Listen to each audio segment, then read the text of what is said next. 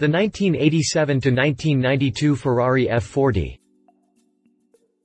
The 201 mph Ferrari F40 is unlike all other supercars. Every year that passes, its stunning exterior design and brutal turbocharged power delivery seem even more appealing. In the new as best world of supercar ownership, the lasting and growing influence of this 30-year-old exotic is quite unique. The F40 legend started with a bang as the final car to be presented by Enzo himself on the year of his death. Rows and rows of the matching Rosso Corsa red F40s lined the Fiorano pit area, with another key figure in Ferrari lore, a young Luca Di Montezemolo smiling in his 1980s power suit next to this line of exotica. As much a story about the passionate men and women behind the scenes, there is almost nothing boring about the F40 in any way. Originally set for a 399-unit production run, the total swelled to more than 1,200 over the car's lifetime from 1987 to 1992. The F40's shocking looks and speed are appreciating in value steadily, and may one day even overtake the Ferrari Nart Sipta's $27 million auction record from this past weekend. Until then, this Ferrari is already one for the ages. It is as much a joy to drive as it is to admire. Almost like a fine painting, new details emerge and captivate the mind. Collectors are notoriously fastidious when it comes to flogging their prized investment, but the F40 is no show queen. The F40 can dance. The mid-mounted V8 engine's then state-of-the-art twin turbochargers power just the rear wheels through an 8-ball billiard gear knob and the classic polished H-gate pattern. Weighing more than 500 pounds less than its arch-rival, the Porsche 959, the Ferrari F40 slams its driver toward any horizon at light speed once those parallel IHI turbochargers spool up. Updated 10 August 2015, a 1992 Ferrari F40 was auctioned this past weekend for a record €1.12 million $1.22 million at Koi's auction at the 43rd AVD Oldtimer Grand Prix in Nürburgring, Germany. This amount represents a record for the F40, but it may not come at such a big surprise, considering it was the last model signed by Enzo Ferrari. Click past the jump for the full review of the 1987–1992 Ferrari F40, arguably the absolute pinnacle of supercar design and influence. Exterior. The F40's style is purpose-driven, with few of the busy fender flares and sharp creases from the Lamborghini Countach. Already quite old at that point, the Countach was still the benchmark bedroom poster of the time. The extreme wedge profile and mid-engine V12 of the Countach made it a formidable style adversary for Ferrari and its lead F40 designer, Leonardo Fioravanti of Pininfarina. The 288 GTO platform and styling buck spent almost a year in Pininfarina's then modern wind tunnel, with Fioravanti and his team continually refining the shape for optimum aero performance. The result is a deep nose cone with as little front surface area as possible, NACA ducts to handle the airflow and cooling without drag-inducing standard vents, and a groundbreaking carbon Kevlar tub and all panels. The continuous aerodynamic refinement left almost number 288 GTO themes in place, but was still unmistakably Ferrari, with similarities to the 365 GTB4 Daytona and 365 Berlinetta Boxer that Fioravanti also designed. The basis for the F40's proportions and mechanical package were inherited from the 288 GTO Evoluzione racecar. Many of the 1980s styling exaggerations fell by the wayside, including the louvered side scoops from the 512 Testarossa and the economy car performance from the lame 408 Mondial. A pure, lean and simple aesthetics were born, and the result helped the Ferrari F40 to trump the 959's looks from nearly every angle. Unlike the tall glasshouse of the 959 and its 911-inspired styling cues, the F40 was clearly a purebred exotic with a low roof and yes, that spoiler. The F40's giant wing may or may not be technically beneficial at high speeds. Its horizontal plane is barely angled at all, unlike a GT3 car's nearly 20-degree tilt to push the back of the car down.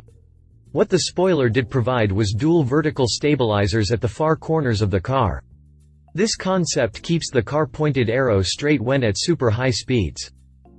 The concept is finally being adopted in FIA endurance racing, as seen by the giant vane on the back of the latest Audi R18 Ultra. A tall vertical spoiler like the F40's helps tracking and stability, but also limits the high-speed potential for a spin-out.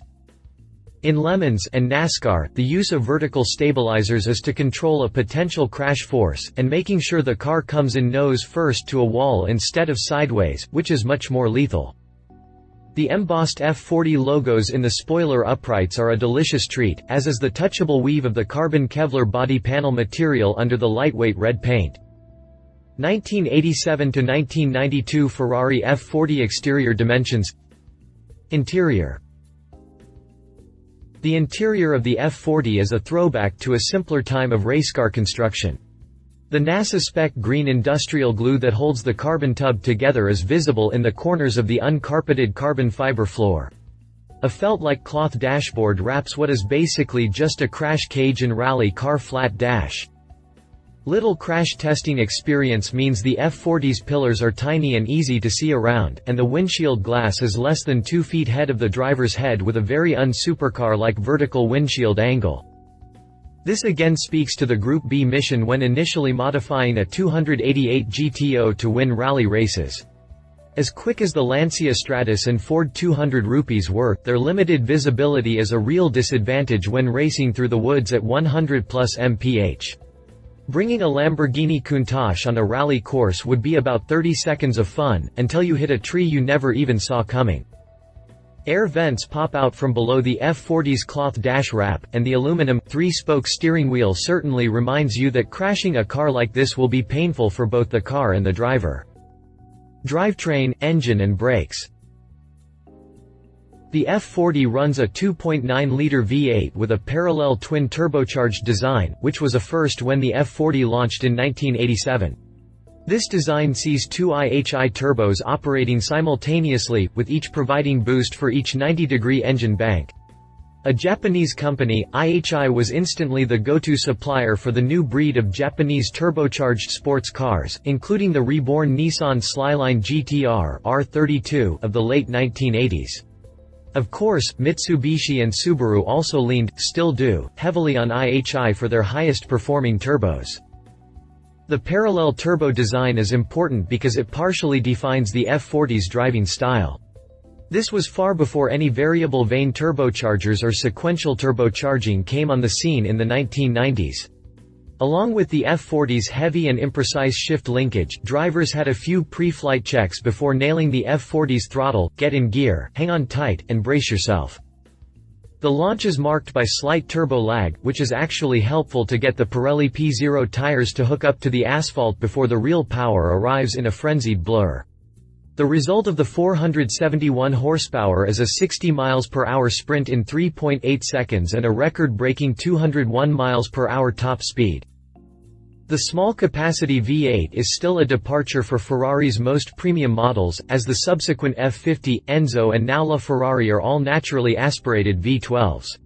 For anyone skeptical of the turbo V8 at the time, one quick test ride was proof enough. The plexiglass engine cover was vented to allow the high-strung V8 to sing, while the lack of insulation makes the whole F40 cockpit like one big resonance chamber. Delightful noises and vibrations tingle through the body even after the engine is off. Pricing. The F40 was priced at $400,000 when new, and the US and European cars differ slightly in the maintenance required.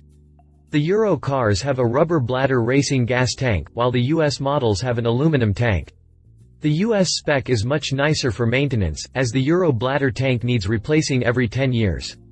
The repair requires almost full disassembly of the car engine out, so labor and parts will be in the tens of thousands for this critical service. The two cars featured here are 1990 and 1991 examples, each sold by Auctions since 2012.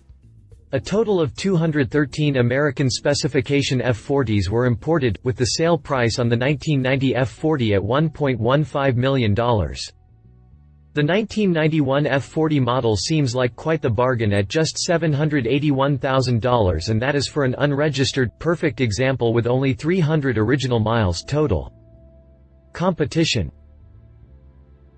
The F40 competed with the Porsche 959 and Lamborghini Countach, as well as the Jaguar XJ220 and Bugatti EB110 toward the close of production in 1992. Porsche 959. As Ferrari selectively used technology in the F40 to maintain a very analog driving experience, Porsche went all in with computerized all-wheel drive, active dampers and four-wheel steering. A precursor to the GTR that would eventually spank the 911 at Nürburgring, the 959 was criticized by some for its weighty controls and luxury car dynamics. Stepping from the F40 into the 959 is unusual. The 959 is much more upright and comfortable like a normal car. The F40's biggest advantage over the 959 was therefore its purity of driving experience and super exotic style that could never be mistaken for a lesser model. Conclusion. The F40 is already one of the most admired cars in history, and certainly the defining Ferrari for anyone born in the 1980s. The F40 solidified Ferrari's performance credentials in a disjointed period of sloppy models like the Mondial and Testarossa. For all their cool image and Magnum PI associations, most of the Ferraris from the late 1970s to late 1980s were a mess of sloppy styling, shocking mid-corner spins on demand, and lacking much of the performance the prancing horse should deliver.